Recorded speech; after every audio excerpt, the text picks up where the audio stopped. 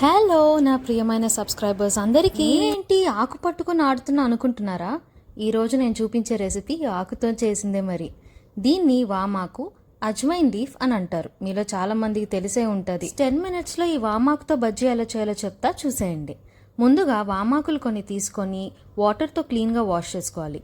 ఇప్పుడు ఒక కప్పు శనగపిండి తీసుకొని అందులో సాల్ట్, కారం, సరిపడే వాటర్ కొంచెం కొంచెంగా వేసి బజ్జీకి మనం ఎలా మిక్స్ చేస్తామో అలా మిక్స్ చేసుకోవాలి.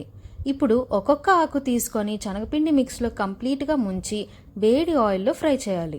అంతే, చాలా ఈజీగా ఉంది కదా. సేమ్ ప్రాసెస్లో మిగతా ఆకులన్నీ కూడా ఫ్రై చేసేయడమే.